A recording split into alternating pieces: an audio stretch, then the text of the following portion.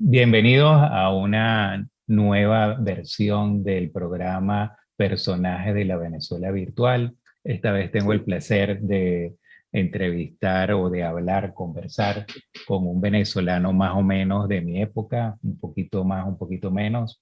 ¿Cómo estás, Carlos Medina? Hola, mucho gusto, muy bien. ¿Tú cómo estás? Bueno, encantado, imagínate, estaba pendiente de que nos pusiéramos de acuerdo para la entrevista desde hace unas semanas y entonces, bueno, esto es un gusto para mí hablar contigo. Gracias. Mira, te encuentras en Francia ahorita, Sí, estamos en París, claro. pero eres uno de los venezolanos que por lo que he leído se ha dado el gusto de vivir en varios países y bueno, ha conocido mundo desde muy joven. Eh, Quizás eres de las personas que ya eres portátil, que puedes vivir en cualquier sitio. ¿Cómo fue la primera vez que que te fuiste de Venezuela? Debe ser la que más te costó el dejar el terruño, me imagino, no sé.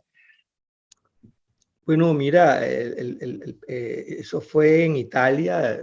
Yo tenía la cátedra de escultura en la Armando Reverón, de Anzoátegui, y me llegó una invitación para participar en unos cursos de parte del gobierno italiano. Lo acepté, bueno, y me fui a Italia, a Carrara específicamente. Antes de eso pasamos por Perugia, donde estaba la Universidad para Extranjeros, donde aprendí pues las nociones del italiano bueno, ya llegué prácticamente a Carrara ya hablando italiano. O sea, eso fue en los años 70 por ahí más o menos, ¿no? Sí, eso fue en el año 77, por ahí, algo así. Y Mira, y, me fui por 6 meses y me quedé 7 años. y ya tú tenías, digamos, experiencia en cuestiones de cultura en piedra, pues, o fue la primera vez que te enfrentaste a eso. No, mira, yo tuve esa experiencia en la Escuela de Artes Plásticas de Caracas, en la Cristóbal Rojas. Y después, bueno, estuve trabajando en mi taller allá en El Paraíso, un pequeño taller que tenía en un garaje. Y de ahí, pues, bueno, nada, me fui a Barcelona. Allá en Barcelona no había, por supuesto, las piedras estas, las piedras de Cumarevo. O sea, yo soy uno de los primeros que trabajó después en Narváez, las piedras de Cumarevo. Bueno, esa experiencia la llevé a Italia, solamente que era una experiencia plana, o sea, una experiencia de esculturas planas. Y al conseguirme, bueno, aquel universo de piedras de todas partes del mundo, te podrás imaginar, pues para mí fue todo un acontecimiento. Sí, bueno, yo últimamente he ido varias veces a Italia y por supuesto he pasado por Carrara y es increíble la cantidad de patios que hay llenos de piedras que uno dice, esto, solamente ver lo que se ve debe valer millones en pie, lo que hay tirado ahí arrumado, pues es increíble, ¿no? Sí, el puerto está lleno no solamente ellos exportan, también traen piedras que mandan a otros países para ser procesadas, pulidas, mano de obra en Carrara, Benza, digamos, todo ese circuito de marmolerías, ¿no? Y de fábricas que tienen y sus propias cavas, como las llaman ellos a las minas, y procesan materiales. Tú ves el puerto lleno de granitos, inclusive para mí fue un motivo de emoción haber visto La Guaira, unos bloques, y resulta que era el granito rojo que viene de Guayana, sumamente duro. Dicen que es uno de los granitos más duros del mundo, muy bello, al parecer, pero muy difícil de procesar. Entonces llegaban esos bloques, no muy grandes, al puerto de Carrara, ¿no? De Marina de Carrara. Y de ahí los llevaban a las fábricas, a las tenerías, a procesarlo, ¿no? A laminarlo prácticamente. Buenísimo, bueno, en Venezuela no sé en qué momento entró el uso del granito como piso, pero yo diría que es una de las cosas que nos distinguen o distinguen a la construcción venezolana de los años 60, 50, 70.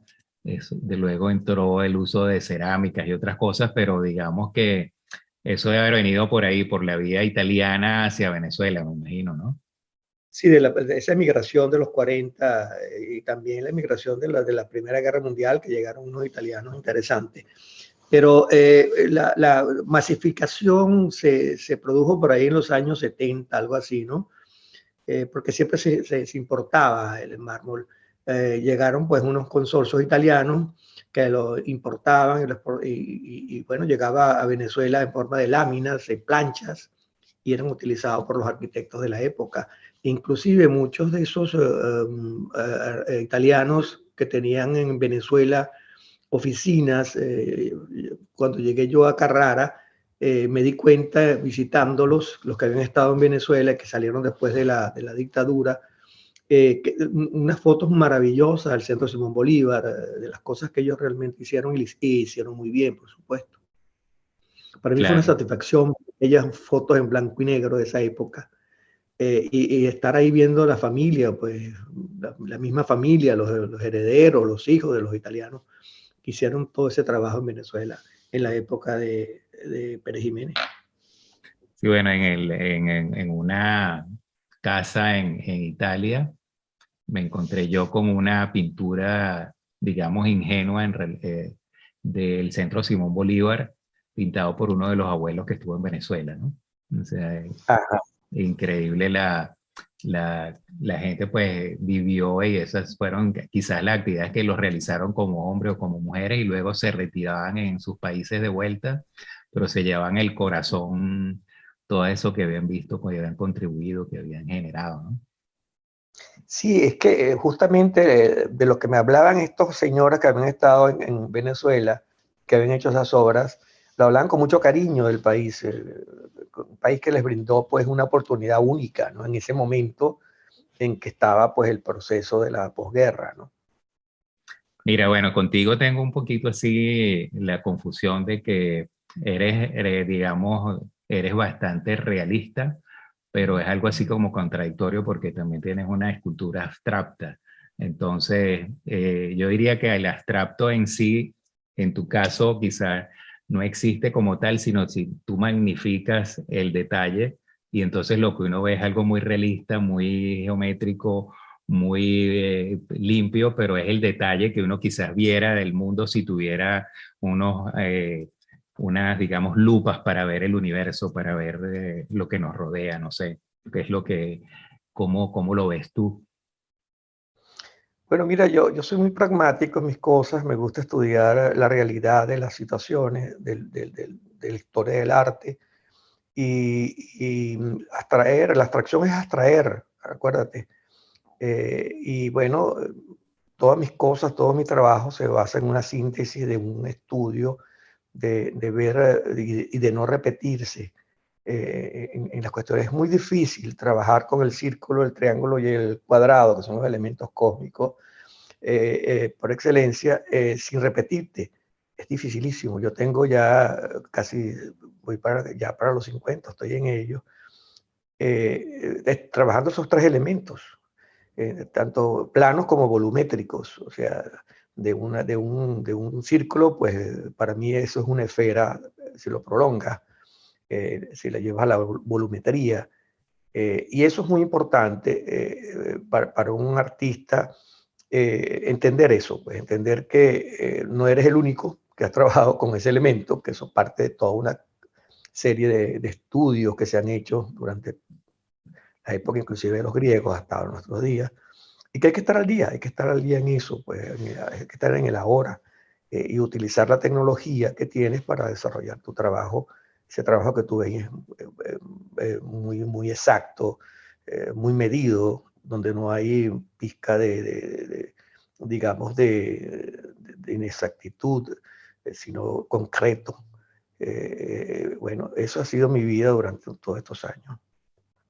Bueno, he visto que también usas óxidos, ¿no? Entonces, me parece a veces contrastante porque usas de todo tipo de materiales, pero bueno, en una de las obras que vi que se llama, creo que Ciudad, algo así, vi que tienes como una cantidad de figuras que has usado en otros tipos de esculturas, pero todo concentrado en una belleza de mural, digámoslo así, en una representación del urbano una colección de lo que eres, de tu obra, pero en ese óxido que le da esa parte también tan, digamos, la normalidad del material que uno encuentra si saliera a pasear por ahí, ¿no? Una cosa así, lo vuelve tangible a la realidad del día a día, pues.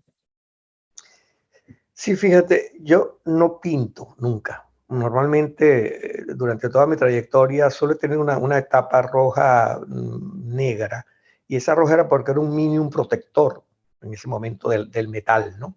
Y el negro, pues que no es color, pues también lo utilicé. Y tengo solamente esa época, nada más, que también la reflejé en pintura. Pero esa obra a la que te refieres, que es, digamos, una obra que hice en Barquisimeto, en mi ciudad, tiene mucho que ver con la simbología de todo mi trabajo. Por ejemplo, la forma de la ciudad de esta obra es un río. Es un cóncavo, un cóncavo y un convexo, que se para sola, ¿no? ¿Verdad? No necesita pues base ni nada por el estilo. Y ahí están todos los elementos geométricos míos que he desarrollado durante toda mi trayectoria. Ahí ves formas, no figuras, ves formas como la hoja, como la gota, toda esa serie de elementos que abro para que respire la obra y se mantenga. Eso está hecho en un acero naval, ¿verdad? Muy bello. Fue una experiencia muy bella, hecha en Barquisimeto, en una compañía donde trabajé muchos años, que era Herrera y Regal en esa época.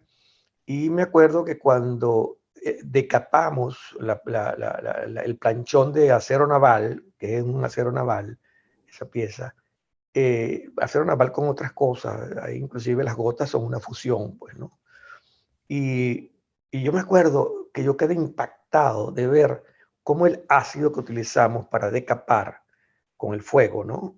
Con una antorcha, eh, salían unos colores impresionantes. Hay un amigo mío fotógrafo que tomó esa imagen y parece una cosa que no, parece una pintura realmente. O sea, todo lo que estaba dentro en el proceso de oxidación, que duró minutos, por supuesto, tú veías la cantidad inclusive de elementos que están dentro del mismo acero.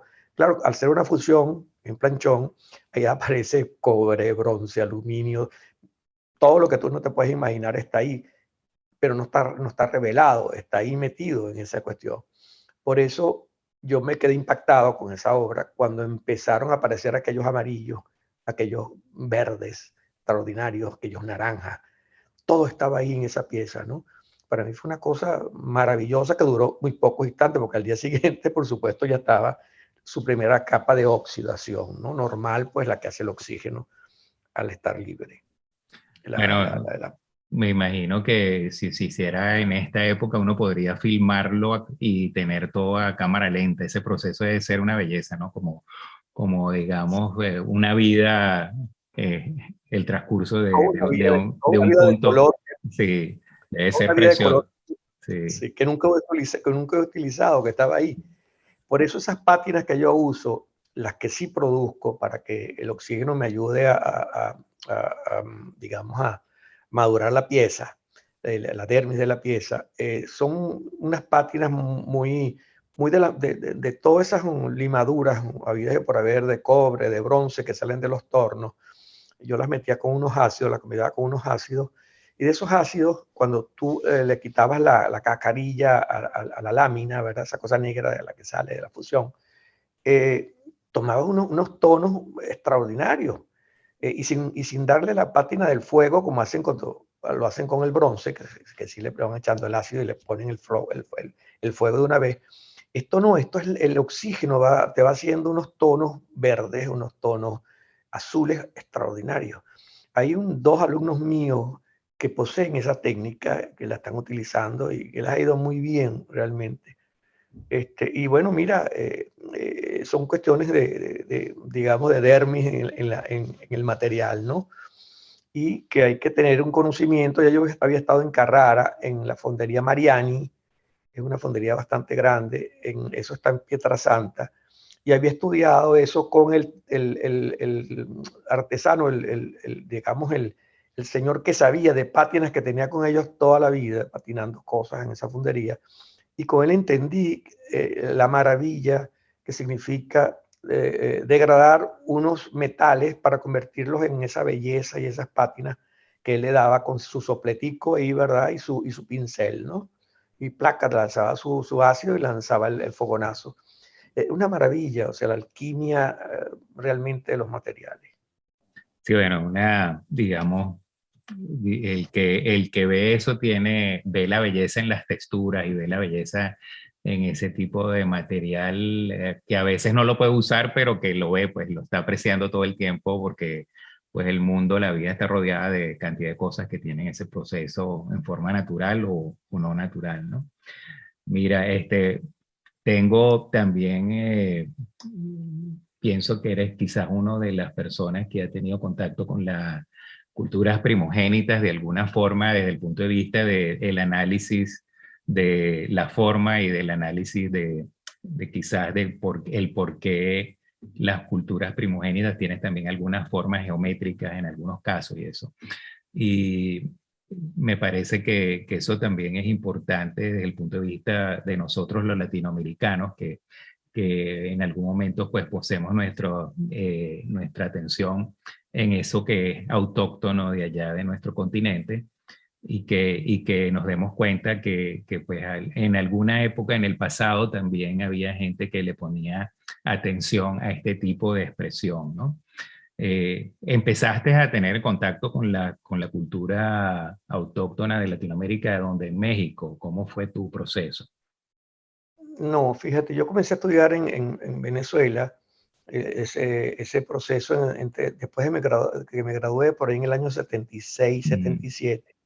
Hice un estudio profundo desde México hasta la Patagonia de todas esas culturas, los chichas de Colombia, las culturas nuestras venezolanas, los mayas, los incas, eh, todo lo que pasó en Tenochtitlán, ahí en México, con toda esta reunión de culturas, porque acuérdate que los aztecas eran una cantidad eran unos conquistadores, pues ahí habían, mexicas, había cuanta tribu del norte había de México, estaban ahí concentrados, ellos eran conquistadores realmente los aztecas, ¿no? Y bueno, tú sabes que después fueron conquistados. Pero esa historia me hizo hacer un trabajo muy breve, ¿verdad? Pero muy sustancioso. Habían elementos que yo utilizaba, siempre estuvieron en esas inscripciones geométricas, esos códices. Empecé a estudiarlos y cuál es mi sorpresa cuando descubro, por ejemplo, en mis neutrinos, ese elemento, ese círculo con ese punto que significaban 100 años en quechua o en cualquier cultura que fuese mesoamericana. Y después me llega la cuestión de la física con la cuestión de los elementos astrales y me pongo a investigar sobre eso. Dejo, por supuesto, esa cuestión americanista a un lado y me meto un poco más hacia esta forma que fue repetida durante toda mi trayectoria hasta los días de hoy, que lo estoy retomando con mayor fuerza. Pero eso viene de ahí, de esa cultura. Si tú ves, por ejemplo, la escultura, hay una escultura de Pomodoro, de de Arnaldo Pomodoro, donde tú ves ese elemento ahí, pero porque ese elemento también tiene que ver con los etruscos. Fíjate qué cosa, cómo pueden dos continentes tener un símbolo que tiene una representación muy parecida. Lo que te indica que la Tierra en algún momento estuvimos unidos, pues, ¿no? Y es interesante porque cuando yo estudio la cuestión de los neutrinos en física, que empiezan a aparecer muy tardíamente, porque eran estudios que se sabían que había ahí, que era ese polvo cósmico que estaba ahí flotando, que fastidio, esa basurita ahí en el telescopio, ¿no? Resulta que ahí estaban concentrados los neutrinos, esa energía que atraviesa la Tierra en forma de luz todos los días. Y para mí eso fue maravilloso descubrir eso prácticamente al finales de los años 70. Hay una serie de dibujos míos sobre eso que eran impracticables tanto en Carrara como en cualquier parte, porque nadie iba a hacer una exposición tuya con una esfera y una línea, o sea, en esa época. Entonces yo hice estos dibujos, hice como 13 dibujos a finales de los años 70, que están ahora en el Museo de las Artes de México. Ellos son los custodios de esas piezas, afortunadamente, de esas y otras 80 piezas más que hice ahí con la Universidad de Guadalajara.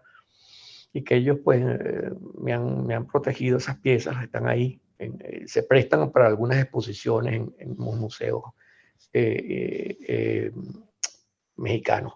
Pero sí, después estuve en México muchísimas veces, estuve también en Perú, en el Cusco, ver aquel trabajo que hicieron los antepasados, donde tú no ves un muro donde no puedes meter ni siquiera una aguja y dices, por Dios, este es un basalto con un granito tan duro, ¿cómo pudieron hacer esta belleza, este muro, esta maravilla?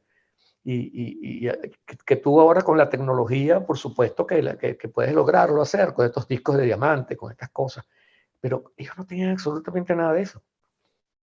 Entonces eso te lleva a pensar cómo hacían ese trabajo y ahí llegas, por supuesto, a ciertas cosas, ¿no? Y dices, ok, lo hacían así y asado. Pero han sido descubrimientos nuevos realmente, ¿no? Cómo hicieron para transportarlo, para cortarlo, y así, pues, por el estilo. Y la geometría me viene de ahí, pues, porque es que esa cultura, nuestras culturas han sido geométricas, sobre todo las grandes culturas como los incas y los mayas, o sea, son maravillosos, es todo un mundo, pero no hay que estar ahí. Yo no podría estar siendo un artista que repite las cosas, los códigos latinoamericanos nuestra madre, de nuestra cultura madre. No, el arte es mucho más universal. Por eso yo dejé eso ahí, lo dejé prácticamente yendo a Carrara. Ya en Carrara había hecho 2 piezas así y ahí se paró. Después empecé a experimentar con el mármol, hacer la geometría pura. Y allá en Carrara nunca me llamaron escultor, siempre me llamaban arquitecto, porque lo que reproducían eran cosas de Miguel Ángel, de Da Vinci, y algunos escultores geométricos que llegaban, no geométricos, orgánicos, una geometría orgánica, deformante de los elementos geométricos, que siempre llegaron a Carrara, ¿no? Escultores ya importantes de diferentes países del mundo.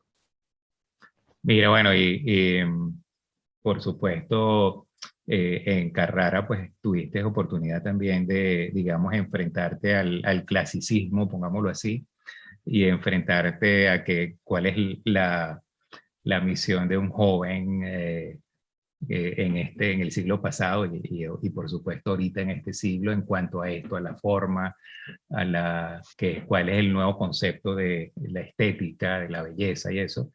Y bueno, yo pienso que te quedaste en una forma bastante agradable de la belleza, de la estética. Hay, como tú dices, deformaciones de lo real, que a veces uno dice, bueno, tiene su valor, pero no se puede decir que el concepto de lo bello hay que ampliarlo mucho, ¿no? Sin embargo, en lo tuyo uno tiene la sensación de que sigue siendo bello como lo veas, o sea, la belleza de la sombra, la belleza del contraste, de la luz, la belleza de el encontrar una forma de verlo de una esquina, de verlo de la otra esquina. Y siempre yo creo que puedes llevarlo a un simposio y todos opinarían, es estético, es bonito, es bello, de esas cosas que son indiscutibles, bueno, te quedaste ahí. ¿Cómo es tu vida? ¿Tu vida es así, limpia? ¿Es una vida de este tipo, con esta forma de ver las cosas tan, digamos, perfeccionista? ¿Cómo eres tú? Bueno, yo soy un clásico, un artista clásico, ordenado, muy ordenado. Mi vida se basa en un orden para todo. Y la geometría es eso, la geometría es un orden. Por eso la madre de las artes, que es la arquitectura, te indica cuando un arquitecto es romántico o es clásico, o cuando deforma y cuando ordena, que es el caso de los clásicos. Y eso me llevó pues a estudios sobre este tipo de comportamiento, ¿no? Ahora, yo soy muy dado a investigar, a buscar ciertas cosas que me dicen por dónde debo continuar, por dónde debo estar, sin que el brillo, que ahora se está usando muchísimo como forma estética de belleza, me deslumbre, ¿verdad? El espejo. Ya uno lleva el yo por dentro sin necesidad de verte en el espejo. Sí. Entonces, ahorita que están usando estas grandes piezas con esos brillos en acero inoxidable, a mí esas cosas realmente no me han llamado mucho la atención. Por supuesto las admiro, me parecen muy bellas, como tú dices, pero es que todo tiene que tener un alma, todo tiene que tener un porqué. Tú te puedes ver una obra bella, una esfera que yo hice hace 30 años y ahora la están haciendo en acero inoxidable y tú dices, wow, pero ¿dónde está el alma? ¿Dónde está de dónde viene la cosa? ¿Qué es pues esto? Y tienes esas cuestiones pues interesantes, ¿no? Que te preguntas a ti mismo. Mi casa es un orden total, siempre ha sido todas las casas donde he vivido, todos los apartamentos, hasta mis relaciones son realmente, mi relación actual es muy como yo, muy dentro del plano del orden. Eh, Eso es importante para mí, vivir en el orden. A mí no me gusta, yo cuando voy al taller de un artista y lo veo todo pinturreteado, a mí me da como cosa, pues a veces que estoy viendo una pintura de Jackson Pollock sobre Sí. alguien. No, tú me ves a mí, yo en ese sentido jamás me mancho y trabajo con negro, trabajo con blanco, una vez me he visto de blanco y no tengo por qué ensuciarme, o sea, no. Y la otra cosa importante es que yo trabajo siempre en las cuestiones concretas. A mí me gusta el arte concreto, ese arte en que tú te detienes, ese arte que usaba Pitágoras, esas cosas que usaba Pitágoras, todos estos grandes griegos que tuvieron que trabajar con los planteamientos geométricos. Me interesa todo ese mundo.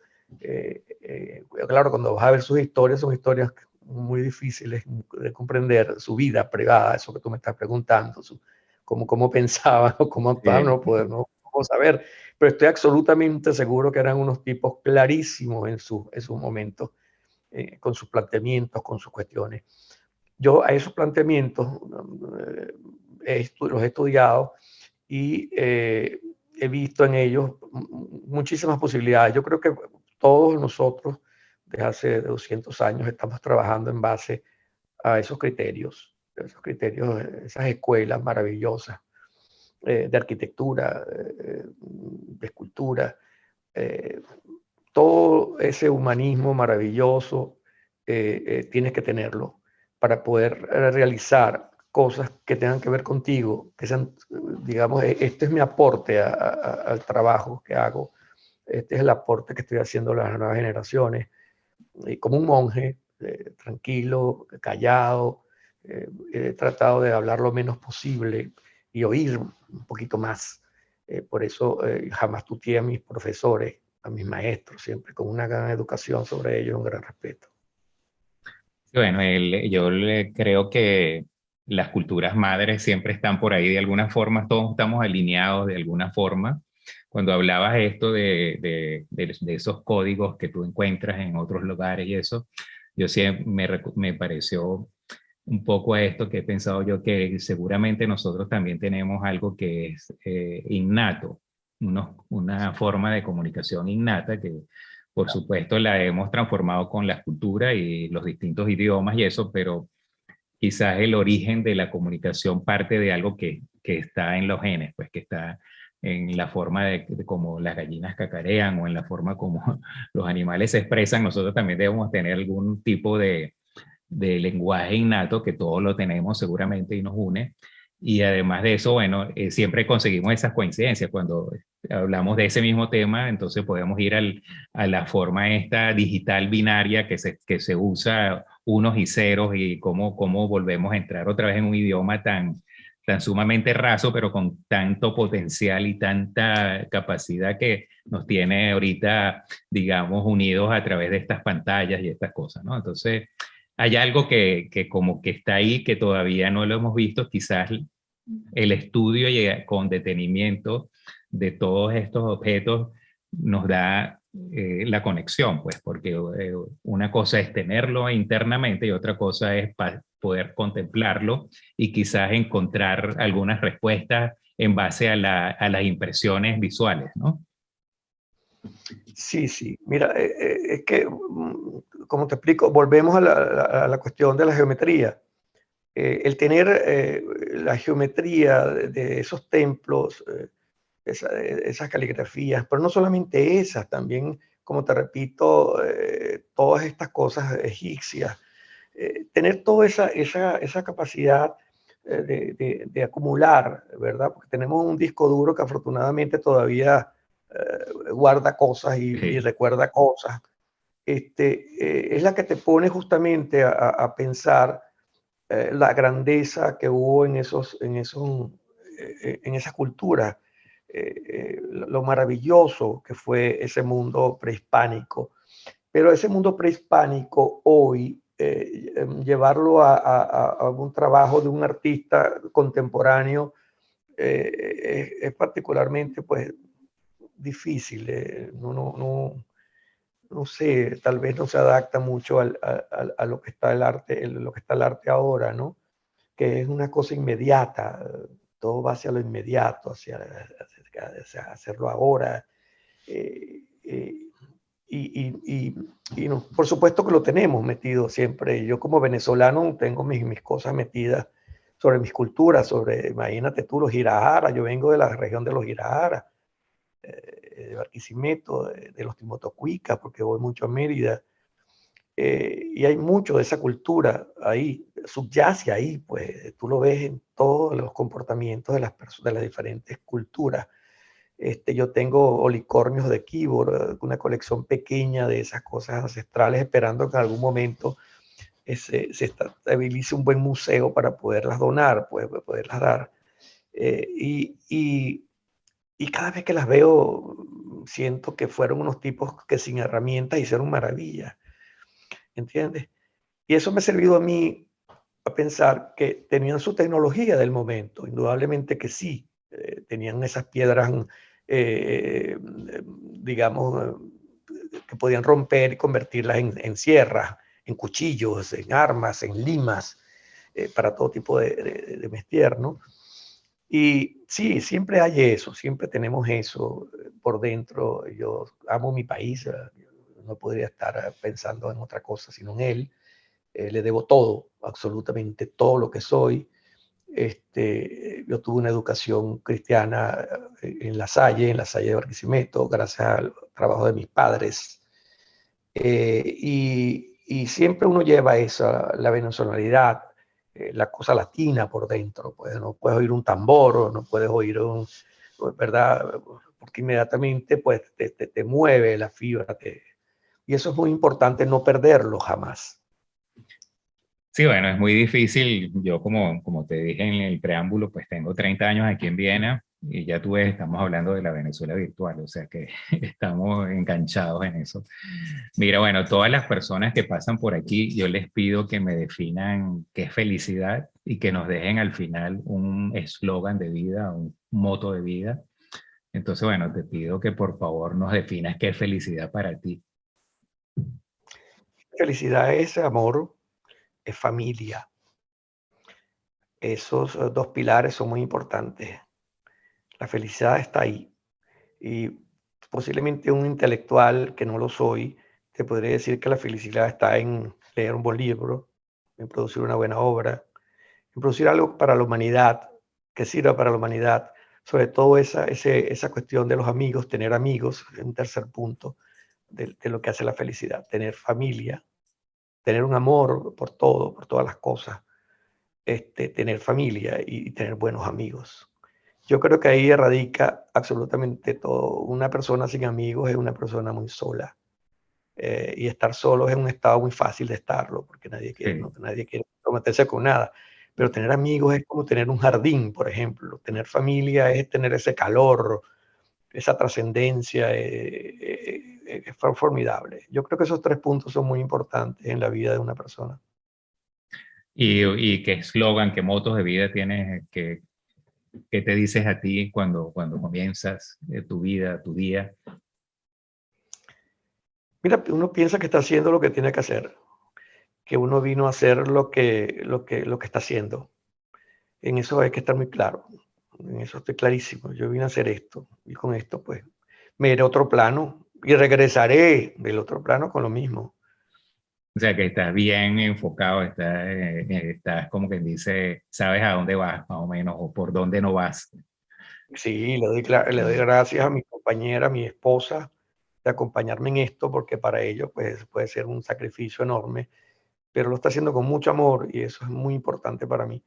Tener siempre una persona bella, hermosa, no solamente físicamente bella, sino hermosa por dentro, este, tan trabajadora como puede ser una persona pues exitosa. Y eso es para mí es una compañía maravillosa. Realmente Mirna para mí es una parte importantísima de mi vida. Yo diría que es la mitad de mi vida prácticamente. Bueno, esa es la clave entonces de la felicidad también en la compañía, ¿no? Bueno, Sí, yo sí creo que tu concepto de felicidad es muy bueno, sobre todo el uno poder expandir la red de amigos, porque en la red de amigos encuentras sorpresas y más sorpresas y más sorpresas y más sorpresas, ¿no? Y bueno, y poder escucharlos, poder darles el chance de que se expandan y que tú veas alguna cosa y así se hace la vida divertida, pues es una vida que tiene libros abiertos en personas, ¿no? Y sí, sí. eso, pues a mí, por ejemplo, es una de las cosas que siempre me fascina, el descubrir que las personas son más que lo que se ve por fuera, que a veces descubres universos en cada individuo, ¿no? Eso es lo bello, que somos tan diferentes todos y al mismo tiempo tan ricos en tantas cosas, en tantas vibraciones positivas, inclusive vibraciones negativas son las que propulsan las cuestiones buenas. Cuando te sucede, mientras peores cosas te suceden, más te sirven para avanzar, para seguir adelante, para dar ese consuelo que muchas veces es muy difícil dárselo a los amigos que están pasando pues por problemas serios, fundamentalmente serios. El mundo está cambiando mucho, estamos en una época nueva y bueno, mira, hay que estar ahí, hay que estar en esto, hay que estar de una forma muy positiva, absolutamente rodeado del positivismo, de esa luz que te entra todas las mañanas gratuitamente y te llega al alma en la mañana, te nutre de neutrinos que te atraviesan, te dan esa energía. Por eso los neutrinos son esa energía positiva, son neutrones invisibles que hay que descubrir, que te dan una energía maravillosa. Esa es la vida realmente. Y te lo digo como si fuese una planta, como si fuese un animalito, como si fuese cualquier cosa. Pues. Sí, Es una maravilla. lo importante de salir a pasear, o sea, Sí, de inclusive recibir la luz, sí. de asomarte a la ventana, y ver el sol, ver cómo todo día es diferente al otro. Entonces, Mira, bueno, no quiero la vida es terminar, curiosa.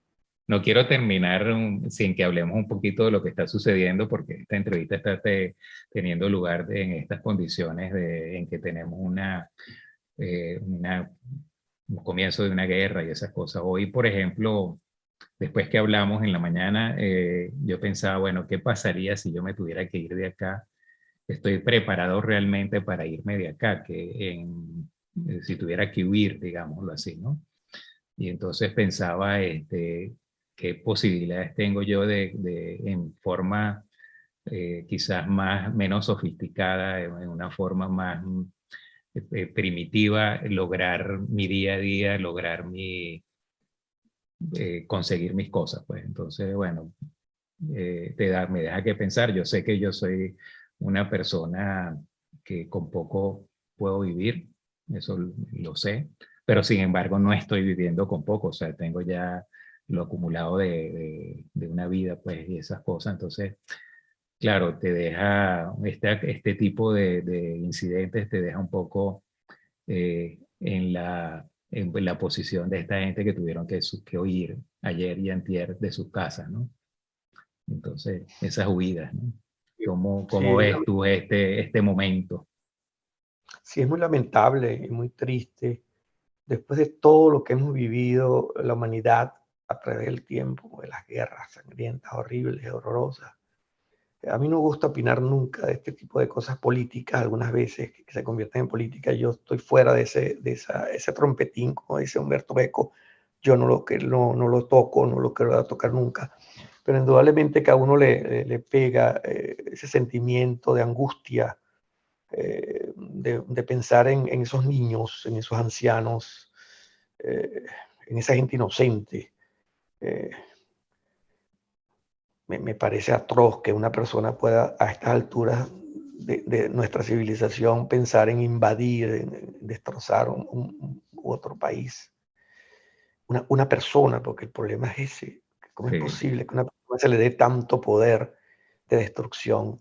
Yo eso no lo concibo, me parece una monstruosidad, pues, una cosa que no tiene nombre. Pero hoy en día, pues, independientemente de las posiciones de los países que estén ahí cerca, me parece una Sí, monstruosidad. Siempre. yo diría que Pero mira, hay que tener fe, hay que tener mucha fe. La fe es importantísima. Estés donde tú estés, tú estás capacitado para sobrevivir, porque te has rodeado de un conocimiento eh, inclusive hasta la materia, ya sabes que lo material se puede prescindir de ello, que lo importante es la vida y en cualquier momento pues estamos propensos con esta idiotez de estas cabezas. Yo no sé qué piensan esas cabezas algunas veces de bélicas, estas cosas. Tienes tú la capacidad como elemento que has estudiado, que tienes el humanismo por dentro, ya no eres lo humano, sino eres un humanista, de buscar posibilidades. Hay que tener muchísima fe en lo que creas, que eso es lo que te impulsa a seguir adelante. Y por supuesto, no dejar de pensar en esta atrocidad. ¿Cómo y se hace? bueno, vamos a ver en qué terminan estas cosas. Bueno, tú estás muy cerca de ese epicentro, pues estás en En Austria. Viena, sí. Y te entiendo perfectamente bien y soy solidario contigo en decirte que solamente la fe y solamente tu conocimiento personal interno te permite visualizar las posibilidades que tienes de hacer lo que tienes que hacer, pues lo que tienes que buscar. Sí. Estás capacitado para, no solamente como venezolano, sino como una persona que ya ha vivido en otras latitudes, de poder hacer cosas importantes como la que estás haciendo ahora con esta entrevista, entrevistando a las personas. Yo creo que eso es fundamental, yo creo que eso es lo que llena el alma y el espíritu de las personas, comunicarse. La comunicación, el arte es comunicación. Cuando pierde eso, ya deja de serlo. Entonces, hay que continuar comunicándonos. Tienes que continuar comunicándote con la gente como lo estás haciendo. Y a mí eso me parece maravilloso. Me parece una salida estupenda. Bueno, muchas estupenda. gracias. Creo que para concluir podemos decirle a la gente que hagan arte y no guerra, ¿no? Que por favor Sobre todo el amor, hacer el am- amor, hacer el amor y no guerra, sí. y no la guerra. Es que es increíble cómo se pierden principios tan bellos y tan importantes, como es crear, como hacer el amor, como amar un perro, como amar un gato, como amar el día. Existen tantas riquezas que yo no entiendo qué pasa por la cabeza de estos trogloditas. Todavía tenemos que estar sufriendo esto. Sí, es O sea, una cuestión tan primitiva, pero bueno. Mira, bueno, Carlos, un abrazo. Realmente me ha encantado esta conversación. Te deseo, por supuesto, lo mejor para tu vida, para este año, para todo lo que tienes pensado hacer y crear. Y bueno, algún día a lo mejor nos conocemos personalmente.